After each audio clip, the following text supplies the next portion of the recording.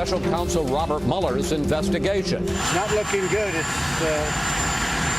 quite sad to see that. Can you say flatly that Congress will pass this tax plan this week? I can. It's a historic moment, and we're excited to be here. America's busiest airport goes dark. We have to go through the tunnels that are pitch black. It's scary. It's a nightmare.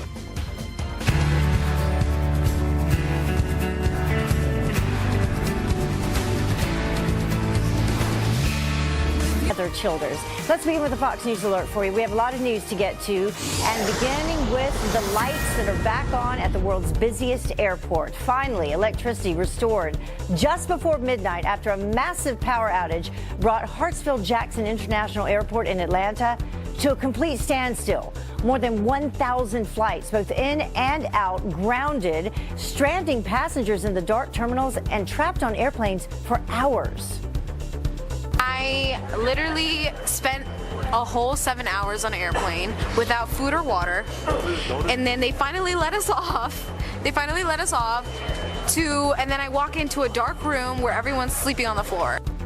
Can you imagine that? Well, officials blaming a fire. They say it broke out in an underground electrical facility. Already more than 300 flights have been canceled today as we begin one of the busiest travel weeks of the year. And we'll have much more on all of this in a live report from the Atlanta airport coming up in our next half hour. And of course, that impacted airports all over the rest of the place. Well, today kicks off a big week on Capitol Hill. Investigators from our nation's top agencies will be grilled about allegations of bias in the FBI and the DOJ. This, as everyone is asking, will President Trump fire special counsel Robert Mueller? Todd Pyra joins us now with that and the latest in the investigation that is changing by the day. Good morning, Todd. Good morning to you, Heather. First up, Bruce Ohr expected to testify today in a closed-door hearing before the Senate Intelligence Committee. He is the former Associate Deputy Attorney General demoted at the Justice Department in the wake of revelations about undisclosed meetings he had with officials from Fusion GPS. That's the company that commissioned that anti-Trump dossier containing salacious allegations about then-candidate Donald Trump. Ohr's wife, Nellie Ohr, worked at Fusion GPS specifically on Trump-related issues. Then tomorrow, it's Deputy FBI Director Andrew McCabe. He will appear before the House Intelligence Committee, where Republicans on the panel are likely to grill him about Bruce Ohr and FBI agent Peter Strzok. Of particular interest is a text from Strzok that makes an apparent reference to a conversation in August 2016 in McCabe's office, cryptically referencing an insurance policy if Trump won the election. With this as the backdrop, President Trump was asked yesterday about rumors he will fire Russia special counsel Robert Mueller. No, I'm not. No. But there's still a slew of Trump transition team emails obtained by Mueller as part of the probe, which Trump team lawyers said were obtained illegally. It's not looking good. It's quite sad to see that. So my people were very upset about it. There's no collusion whatsoever, but a lot of lawyers thought that was pretty sad. Mueller's team defended their possession of these emails, saying they were legally obtained in the course of an ongoing criminal investigation. Heather? All right, Todd, much more to come on this. Thank you very much. Well, the White House shooting down those rumors. You heard President Trump himself saying it's not true, saying that they're getting ready to fire special counsel Mueller. Rich Lowry, editor for the National Review, says that there needs to be an investigation into bias within Mueller's team, but explains why firing Mueller would be a critical mistake. A lot of these texts, they are stupid, they are embarrassing, they're not necessarily sinister. The sinister one is the insurance policy text. We need to hear from Strzok under oath about what he meant by that. I also think there's enough now to be worried about this investigation. I think Bob Mueller, for his own good, should dismiss Andrew Weissmann, who's a Democratic partisan. His top deputy also sent an anti-Trump email. And Jeff Sessions should bring in an outside district attorney who has some independence to look into the entirety of how DOJ and the FBI handled 2016 and to get to the bottom of it. But if Donald Trump takes from all this a permission slip to fire Bob Mueller, it would be a catastrophic mistake. And the irony is here, as far as we know, it looks like Mueller is not turning up evidence of collusion. So I think if Trump could just sit tight, Mueller probably will vindicate him at the end of the day. And former Attorney General for the Obama administration, Eric Holder, called for Americans to hold peaceful mass protests if President Trump does fire Special Counsel Robert Mueller, calling it a, quote, absolute red line. Although, again, the president said it's not true. He's not going to do it. Well, Deputy Wasserman Schultz, meantime, also set to face some tough questions on Capitol Hill today. CNN reports that the Florida Congresswoman will be interviewed by the House Intelligence Committee as part of its probe into Russian interference in the 2016 election. Wasserman Schultz resigned as DNC chair last July after some leaked emails revealed party officials were favoring Hillary Clinton. She's also denied knowing about an arrangement for the DNC to help fund the anti-Trump dossier. Well, the worldwide effort to nullify President Trump's historic Jerusalem decision is intensifying today. The United Nations Security Council expected to vote on a measure from Egypt that would void the declaration of the ancient city as Israel's capital. But the United States is expected to veto. If that happens, the proposal may go to the UN General Assembly.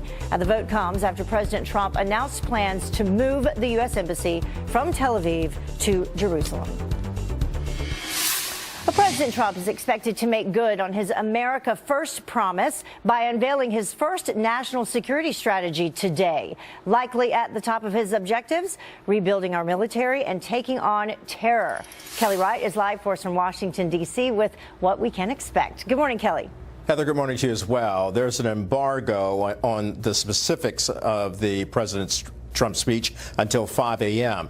However, when he gets involved into the national security issue, he is expected to discuss terrorism, economic competition from China, and the need to strengthen the U.S. military. During his weekly address, President Trump gave a preview of what he is likely going to speak about on matters of national security. One major concern he focused on the military. The commander-in-chief is urging Congress to provide greater funding to help bolster military readiness. Now, it is critical for Congress to pass the Clean Government Appropriations Bill that fully funds our military needs. We must not play politics with our troops. We should pass a clean funding bill and leave the politics aside. We must protect our nation. Another concern the president will likely address: chain immigration. The last attempted terror attack that took place at the Port Authority bus terminal in New York was carried out by a man who immigrated here from Bangladesh because his family won a family visa lottery. The president wants to change that system fast. It is time to create a merit-based immigration system that makes sense for a modern economy, selecting new arrivals based on their ability to support themselves financially and to make positive contributions to U.S. society. Another concern is China. The president and some members of Congress believe China is a threat to America's economic competitiveness, which ultimately affects national security. Chinese investments in the U.S. since 2010 have gone from around $4.5 billion to $46 billion last year, and they're targeting our military security-related technology. So, Heather, coming up at 5 a.m., I'll have more detailed information on the specifics of the president's speech on national security. All right, Kelly Wright live for us, and we're going to talk a little bit more about that as well coming up in our next segment. Thank you.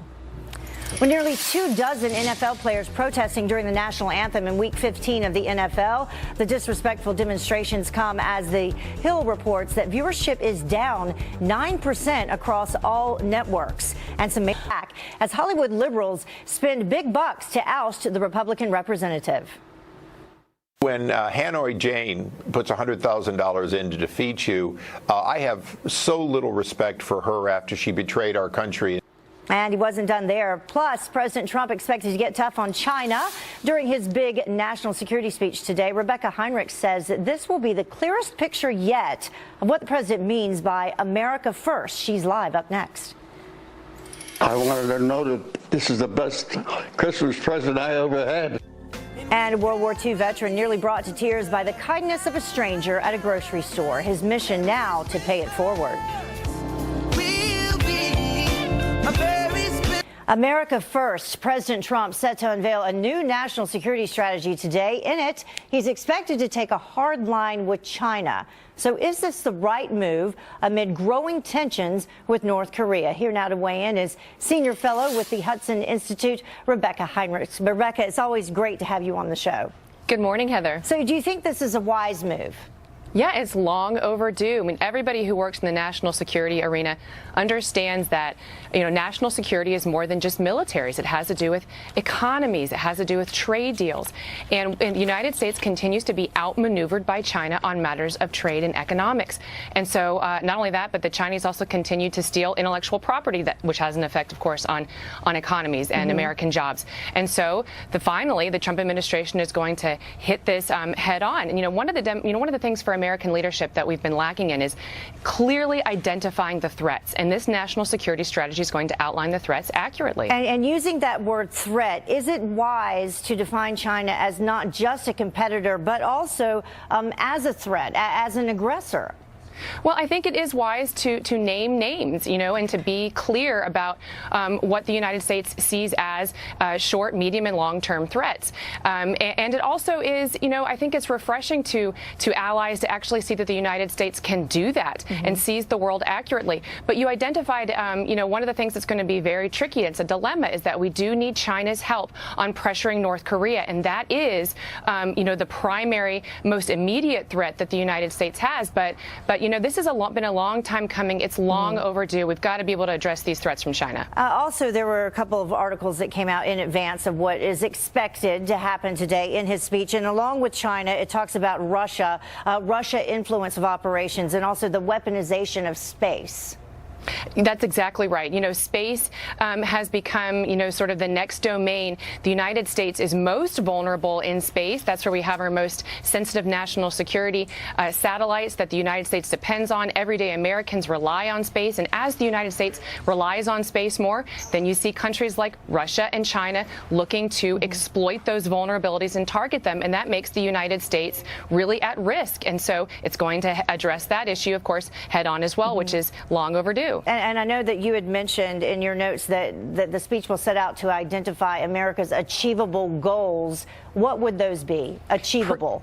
Principled realism is what H.R. McMaster calls it, and that is we're getting out of the business of nation building. We're getting out of the business of trying to meddle in other people's countries where there isn't a clear national security interest for the United States and for Americans. It doesn't identify global warming or climate change like it did in the previous administration, because all of those efforts came at the expense of American workers with no clear tangible benefits. So it's going to focus on the threats that we know, that are known, that really harm the United States, and it's going to attack those really head on and try to address them. Again, the United States ceded American leadership and the American advantage in so many areas over the last 8 years during the Barack Obama administration. And so the Trump administration is not going to fix this in 1 year, 2 years, maybe even one term, but it is trying to right the ship again and regain America's strategic footing. Right. And as a result of that, people not being used to it, they're not used to hearing, economic security along with national security, and how the two are tied in together so closely. Rebecca Heinrichs, thank you so much for joining us this morning. Thanks, Heather. Appreciate it. Well, the time now is about 17 minutes after the top of the hour. And for the second time in a week, President Trump and Vladimir Putin on the phone. The reason? The Russian president felt the need to reach out again. And just 1 week until Christmas, still need a gift? But do you have a tight budget? We have the best gifts for under $100 up next. Naughty and nice. Santa Claus is coming to town. A historic week starting today on Capitol Hill as Republicans unite behind their tax reform bill to deliver it to the American people, hopefully in time for Christmas. At least that's what they want. Griff Jenkins is live for us in Washington, D.C. So, Griff, where does the bill stand right now? Is this possible? Well, yeah, Heather, look, critics said this couldn't be done, never going to happen. But now the president appears poised to prove them wrong, bypassing this biggest tax cut in 30 years, noting in a tweet it was a signature campaign promise. And he says it's just days away. This is Republican leaders say they are confident they have enough votes to pass it, despite the news that Senator McCain will miss the vote after returning home to Arizona for health issues. The president says he spoke with Mrs. McCain, and if needed, Senator McCain would return. I did speak to Cindy McCain, and I wished her well. I wish John well. They've headed back, but I understand he'll come if we ever needed his vote, which hopefully we won't. Meanwhile, Treasury Secretary Steve Mnuchin took to the Sunday shows highlighting the benefits this will bring to the middle class. You see the stock market at record highs. You see average workers that see their 401ks go up. They already have more money for savings. They're going to get more money in their pockets. This is going to be the largest change in fixing a broken tax system that we've ever had. But Heather, they'll have to do it without the Democrats, none of them on board. And many feel like Senator Sanders does, that it's just a tax cut for the wealthy. At the end of the day, what you had is people like Mr. Mnuchin, who himself is worth $300 or $400 million, the President of the United States, who is worth several $billion. What we are seeing here is a real massive attack on the middle class. So here's where we are, and this is always possible to change, but the Senate could vote as early as tomorrow, the House later this week, and the goal is to get this on President Trump's desk by Friday. There were a few concerned senators like Corker and Rubio, but it appears that is a done deal, and we could have this week. But the question is, if they don't get it done, do they have to stay until they do? I have a feeling the answer is no. I don't know. We'll find out. All right. Thank you so much, Griff. Thanks. Well, speaking of time, just 1 week until Christmas, whether it's your mom, your sister, your wife, your dad, your brother, whoever, we have the best gifts under $100 for the special lady in your life right now, though. Here is the author of the book Get It and TV lifestyle correspondent Janae Luciani. Thank you so much for joining us this morning. It's so great to be here. So for everyone who's waited till the very last minute. Don't we all? Yeah. So, and some good deals that are still to be had. Absolutely. Well, for the woman who has everything, right? I live in my leggings, right? We all do. This is Skinny's Miracle Skincare Wear, and besides offering compression and firming, they actually moisturize you while you wear them. Yes, that's nice. So after 10 wearings, you actually turn them inside out. You spray them like this, and they're renewed. And what's great is they are $19.99 value priced in CVS in the beauty aisle. Okay. So they're slimming. Do you have to work out and diet still?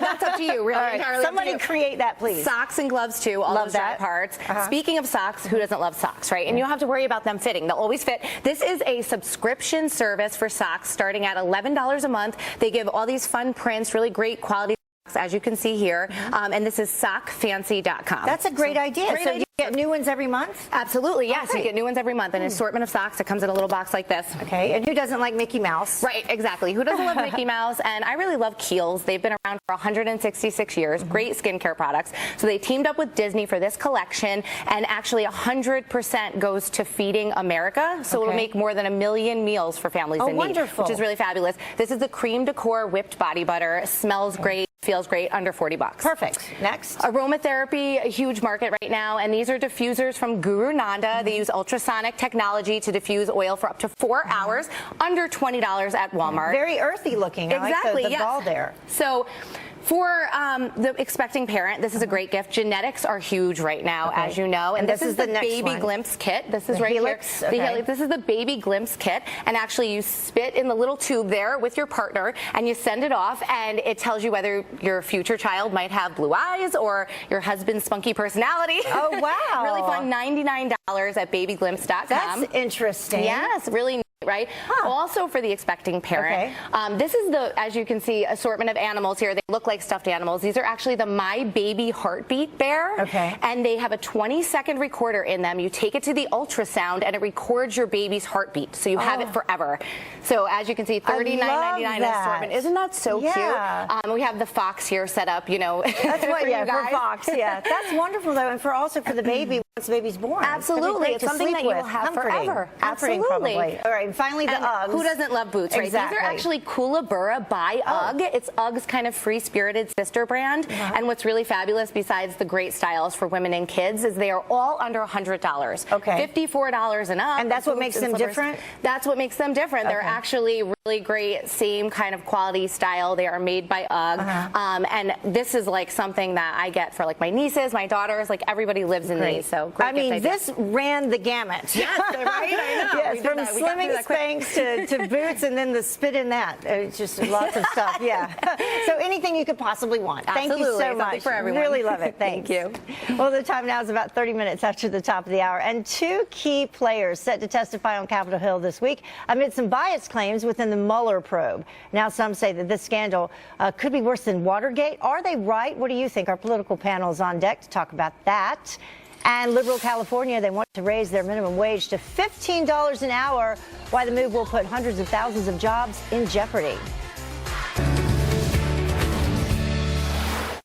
Not looking good. It's not looking good. It's quite sad to see that. So my people were very upset about it. I can't imagine there's anything on them, frankly, because, as we said, there's no collusion. There's no collusion whatsoever.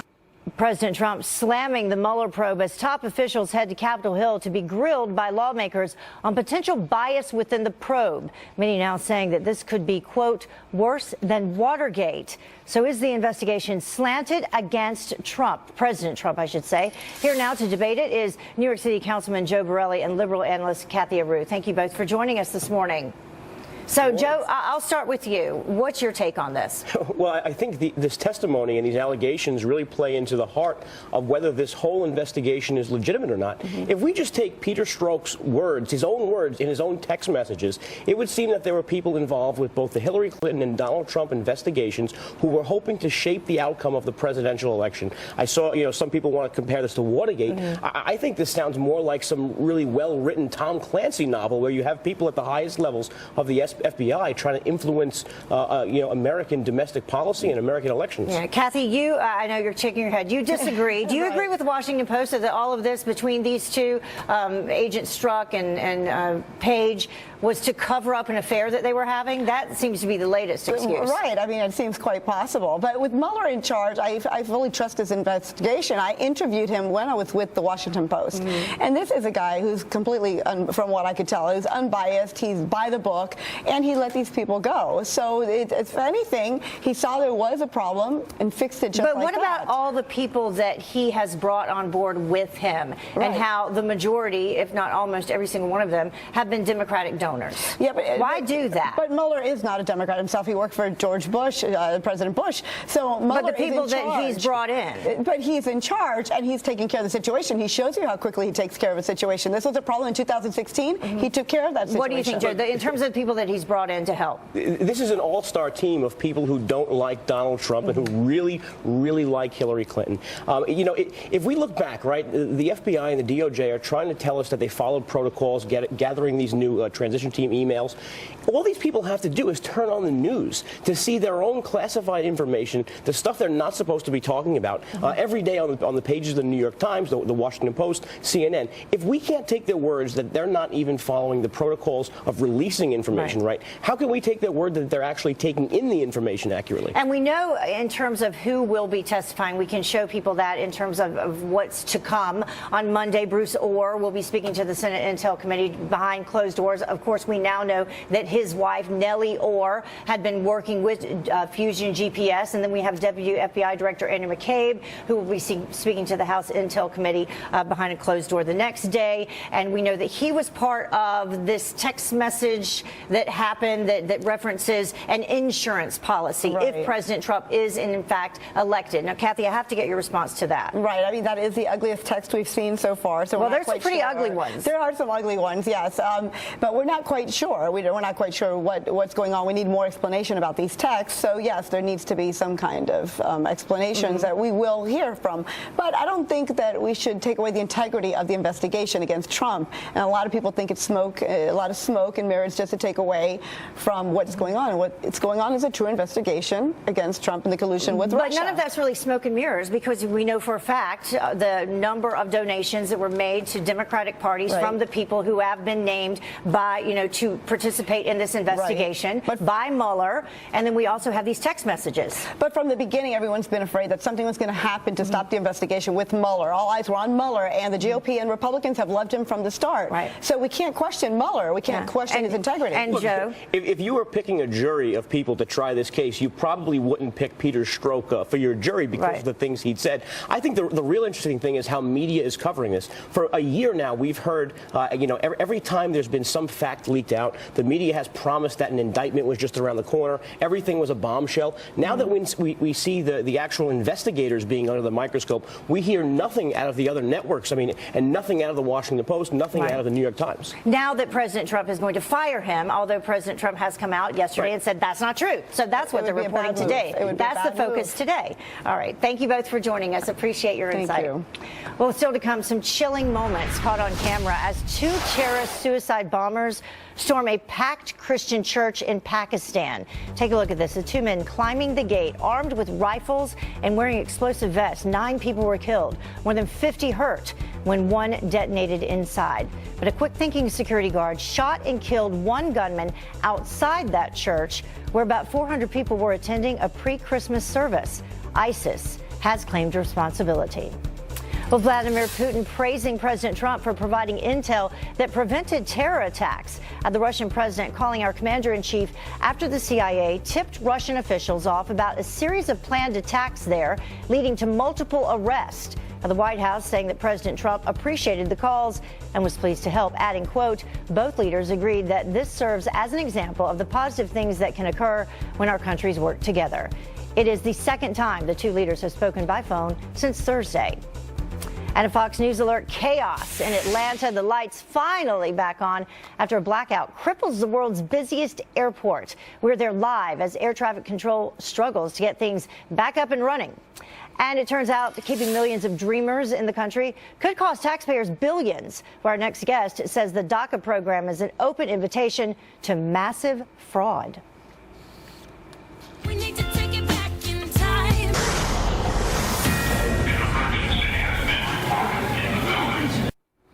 Power back on at the world's busiest airport right now after a massive outage. Look at those lines there. It brought flights to a standstill, stranding thousands of passengers. Mark Teichner from our Fox affiliate in Atlanta is live inside the Hartsfield-Jackson International Airport with the latest. Mark, I would imagine it's going to take a while to get things back to normal. Well, that's right, Heather. They are saying, this Delta, that they hope to have things back to normal by afternoon, but we're hearing from some of the travelers they might not get to their destination for a couple of days. I'm going to step out of the shot, and what you can see are these are all people who are waiting to get rebooked.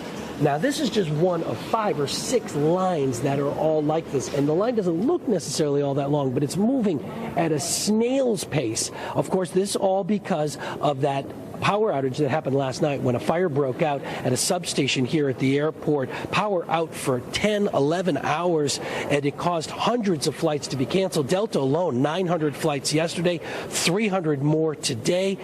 Folks are trying to get where they're going. They're trying to stay as positive as they can, but as you can imagine, it's been pretty difficult for some. That's the latest from Hartsfield-Jackson International Airport in Atlanta. I'm Mark Teichner for Fox News. All right, Mark, thank you so much. Of course, that will be impacted all over the country as people try to get where they want to go for Christmas. Thank you. Well, the numbers are staggering. Speaking of staggering, according to the CBO, legalizing 2 million illegal immigrant dreamers will cost the government $26 billion over the next decade. Michael Cutler is a retired senior special agent with the Immigration and Naturalization Service, and he joins us now to break it all down for us. So that is a big number when you're talking about, what, $26 billion over the next decade.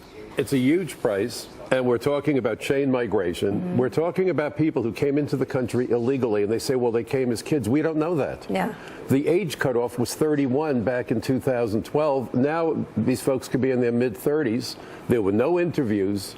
There were no field investigations. How do you verify who they are? And we've seen members of MS-13 among them. Right. And if they get citizenship, they could bring in all of their brothers and sisters and their extended families. I've seen one person bring in 30 or 40 immigrants. Right, and we've seen, we've seen that the problems that is creating, not just economically. We take a look at those numbers just to bring them up for people so they can recognize it. $26 billion, that's how much they'll cost over the next decade.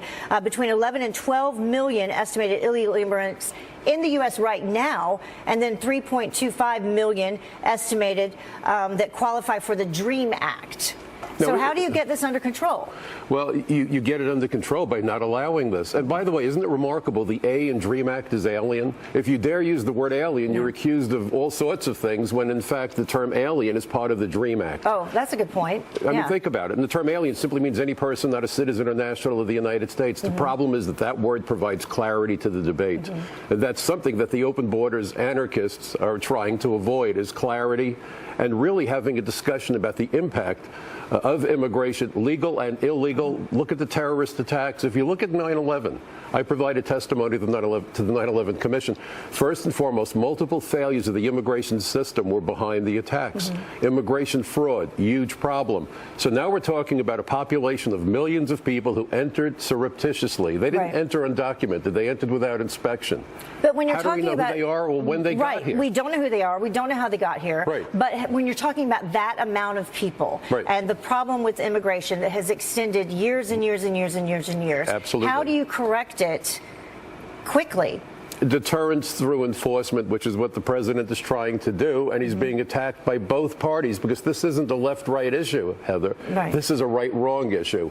Both sides of the political aisle have seen gains for themselves in open borders, the global agenda. This is the first president who's a populist as compared to the globalists who see in our borders not lines of defense, but impediments to their wealth. We finally have a president and an attorney general who understand that America's first and last line of defense are its borders. And by the way, it's not just the Mexican border.